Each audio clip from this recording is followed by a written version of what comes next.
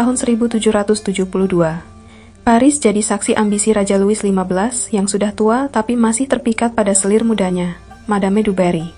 Demi memuaskan sang selir, Raja memesan sebuah kalung berlian raksasa dari dua pembuat perhiasan terkenal pada masa itu, yaitu Charles Auguste Bohmer dan Paul Bassenge. Kalung ini bukan sembarang kalung.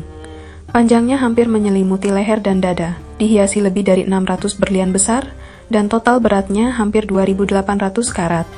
Nilainya saat itu mencapai 2 juta livre, setara dengan anggaran tahunan sebuah provinsi kecil di Prancis. Tapi sebelum kalung itu selesai dibuat, Louis XV wafat pada 10 Mei 1774 karena penyakit cacar. Dan selirnya Madame du Barry diusir dari istana oleh menantu barunya, Marie Antoinette, menjadikan kalung megah itu tanpa pemilik yang pasti.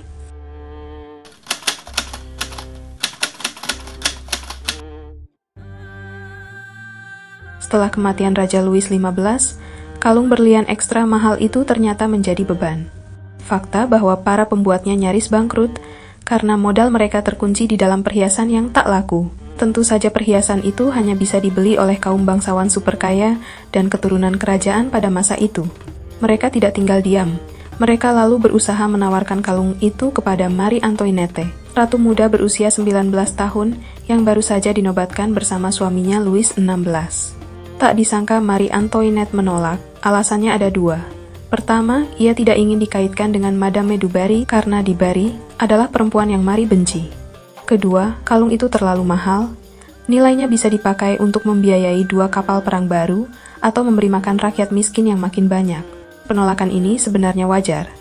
Tapi bagi pembuat perhiasan itu bencana, mereka pusing 7 keliling jika kalung itu tidak terjual. Maka hidup mereka yang akan terjual karena diambang kebangkrutan. Mereka terus mencari cara agar kalung berlian itu bisa terjual, karena reputasi dan kekayaan mereka ada di ujung tanduk.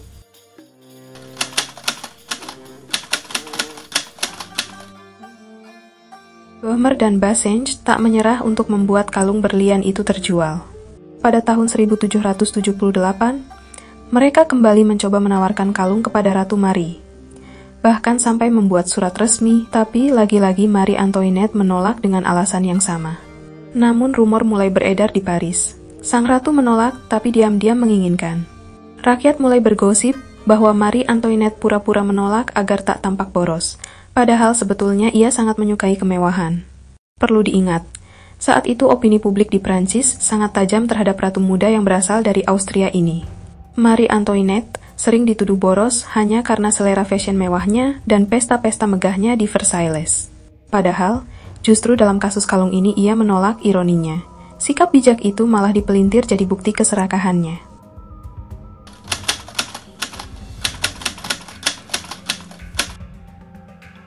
Pada masa huru-hara kalung berlian ini, muncullah nama Jeanne de la Motte Valois, seorang wanita cerdik tapi penuh tipu daya. Jeanne mengaku keturunan bangsawan Valois. Tapi keluarganya jatuh miskin, ambisinya besar, ia ingin hidup selevel para bangsawan, ia mempunyai siasat licik untuk memiliki kalung super mahal tersebut tanpa harus membayar sepeser pun. Mungkin tahu bahwa di istana ada seorang pria berpengaruh bernama Kardinal Louis de Rohan, seorang uskup Prancis di Strasbourg, politikus dan kardinal gereja Katolik Roma, serta kadet dari wangsa Rohan yang kuno dan kuat di masa itu. Kardinal juga berasal dari keluarga kaya dan ambisius, tapi reputasinya buruk di mata Ratu Marie. Bertahun-tahun sebelumnya, ia pernah menghina ibu Marie Antoinette, Maria Theresa dari Austria, sehingga sang ratu muda membencinya. Rohan ingin sekali memperbaiki hubungan dengan sang ratu, agar bisa kembali dekat dengan istana. Ia mulai mendekati Rohan, dan berpura-pura sebagai teman dekat Ratu Marie Antoinette. Ia mengarang cerita, lalu meyakinkan Rohan bahwa ratu sebenarnya ingin membeli kalung secara rahasia untuk menjaga reputasinya di mata publik. Sayangnya Rohan yang naif percaya begitu saja kepada sang wanita licik ini.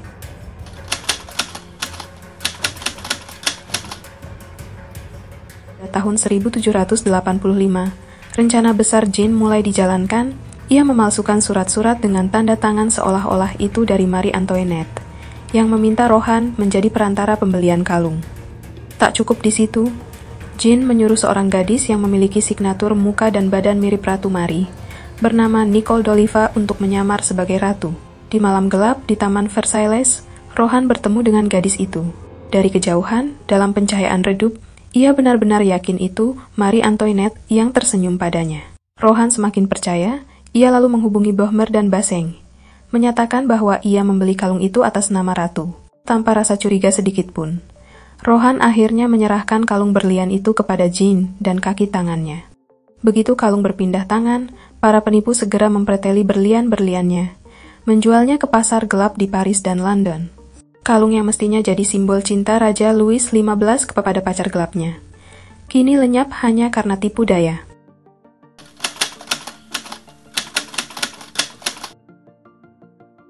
Akhirnya tragedi penipuan ini pun pecah pada Agustus 1785, ketika Bohmer dan Basenya pembayaran kepada ratu. Marie Antoinette terkejut ketika mereka menagih pembayaran yang fantastis, karena ia tak pernah membeli kalung itu. Kasus langsung meledak jadi berita besar di Paris kala itu. Pihak istana terpaksa menggelar pengadilan besar di 1786. Setelah melakukan serangkaian penyidikan dan investigasi, Jean de la Motte akhirnya ditangkap, begitu juga dengan Kardinal de Rohan, Nicole d'Oliva, dan kaki tangan Jean lainnya. Hasil persidangan kasus langkah ini jadi tontonan publik. Hasil dari sidang pun menyatakan bahwa mereka semua bersalah atas skandal penipuan kalung berlian itu. Putusan hukuman Jean de la Motte dijatuhi hukuman cambuk, dibakar dengan besi panas huruf V di bahunya, dan dipenjara di Salpêtrière. Sementara nasib baik berpihak pada Nicole d'Oliva.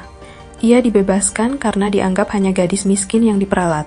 Kardinal de Rohan mengejutkan semua pihak. Ia dibebaskan pada 31 Mei 1786, karena banyak orang percaya dan mendukung ia hanya korban penipuan. Tapi bagi rakyat yang sudah terlanjur trust issue dengan keluarga kerajaan dan muak melihat gaya hedonis ratu, vonis ini dianggap mereka sebagai bukti lain bahwa ratu ada di balik skandal, karena hanya dia yang tak pernah disidang.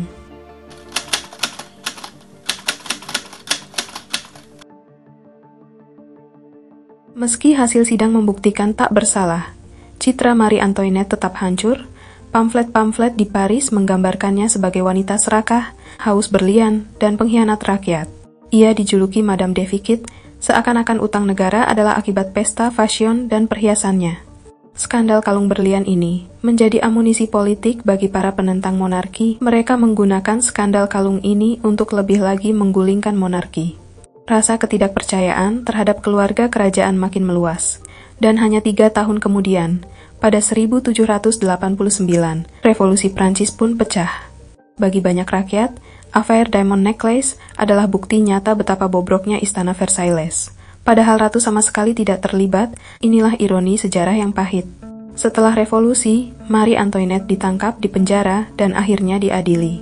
Dan di tanggal 16 Oktober tahun 1793, ia dipenggal dengan gilotin di Place de la Révolution.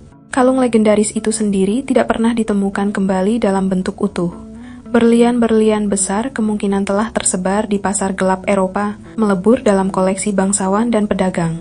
Kalung yang disimpan di museum sekarang bukan bertahtakan berlian asli seperti pertama dibuat, walaupun tetap batu berlian, tetapi berbeda kesan sejarahnya. Namun warisannya abadi. Skandal kalung berlian tercatat sebagai salah satu skandal politik terbesar abad ke-18. Sebuah gambaran tentang kisah cinta yang gelap, tipu daya, keserakahan, dan reputasi yang hancur.